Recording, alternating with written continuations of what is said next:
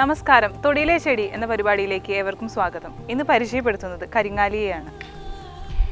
ശീതവീര്യമുള്ളതും നിരവധി ഔഷധ ഗുണങ്ങളുമുള്ള ഈ കരിങ്ങാലിയെ സംസ്കൃതത്തിൽ ഖദിര എന്നാണ് നാമകരണം ചെയ്യപ്പെട്ടിട്ടുള്ളത്. മൈമോസിയേസിയ കുടുംബാംഗത്തിൽ വരുന്ന ഇതിൻ്റെ ശാസ്ത്രീയ നാമം അക്കേഷ്യ കാറ്റിച്ചു എന്നാണ്.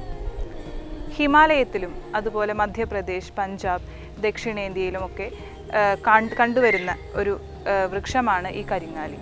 നിരവധി മുള്ളുകളുള്ള ഒരു ഇലപൊഴിയും വൃക്ഷമാണ് കരിങ്ങാലി. വെൺകരിങ്ങാലി, ചെങ്കരിങ്ങാലി, കരിങ്കരിങ്ങാലി എന്നിങ്ങനെ അനേകം തരം കരിങ്ങാലികൾ ഉണ്ട്. ചെറിയ മഞ്ഞ നിറത്തിലുള്ള പുഷ്പങ്ങളാണ് ഇതിലുണ്ടാവുക. ഇതിൻ്റെ ഇലകൾ വളരെ ചെറുതും ഒരൊറ്റ തണ്ടിൽ ഏകദേശം 5 മുതൽ 7 ഇലകൾ വരെ കാണും. അതിൽ ചെറിയ പത്രകങ്ങളും ഉണ്ട്. ഇതിൻ്റെ ഫലം വളരെ ചെറുതും പക്വഫലത്തിന് ശീതവീര്യമാണുള്ളത്. ഇതിൽ ഒരു 4 മുതൽ 5 വരെ വിത്തുകളും കാണപ്പെടാറുണ്ട്. വർഷകാലത്തിൽ ഇതിൽ നിറയെ പൂക്കൾ ഉണ്ടാവുകയും ഹേമന്തത്തിൽ ഇതിൽ ഫലമുണ്ടാവുകയും ചെയ്യാറുണ്ട്. ഇതിൻ്റെ തൊലി, കറ, കാതൽ എന്നിവയാണ് ഔഷധയോഗ്യമായ ഭാഗങ്ങൾ. ഈ കരിങ്ങാലി ത്വക്ക് രോഗങ്ങൾക്കൊക്കെ ഉപയോഗിക്കുകയും അതേപോലെ ശരീരത്തെ തണുപ്പിക്കുവാനും ഉത്തമമായിട്ടുള്ള ഔഷധമാണ്.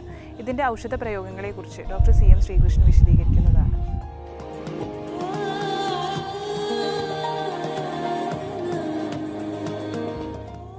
ഖദിരം അല്ലെങ്കിൽ കരിങ്ങാലി പറയും. കുഷ്ഠേഷു സേവ്യ ഖദിരസ്യ സാര എന്ന ആയുർവേദം പറയുന്നത്. അതായത് ത്വക്ക് രോഗങ്ങൾ ഏറ്റവും അഗ്രൗഷധമാണ് ഈ കരിങ്ങാലി. ഈ കരിങ്ങാലി അതായത് ഖദിരാരിഷ്ടം, ഖദിരശീതാദി അങ്ങനെ കുറേ ഔഷധങ്ങളുണ്ട്. ഇതിൽ ഏറ്റവും പ്രധാനപ്പെട്ടത് പ്രമേഹ രോഗത്തിൽ ഈ മേധോദുഷ്ടി അല്ലെങ്കിൽ തടി കുറയ്ക്കാൻ, അതുപോലെ ഈ ത്വക്ക് രോഗങ്ങൾ, ഈ 3 രോഗങ്ങളിൽ ഈ കരിങ്ങാലി കഷായം വെച്ച് കഴിച്ചു കഴിഞ്ഞാൽ വളരെ കുറവാകും.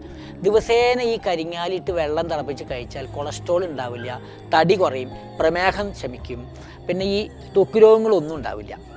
പിന്നെ ഈ വിസർപ്പം അങ്ങനെ ചൊറി എന്ന രോഗങ്ങളിൽ ഈ കരിങ്ങാലിട്ട് മൂപ്പിച്ച എണ്ണ തേക്കാം, അത് തന്നെ അകത്തേക്കും കഴിക്കാം.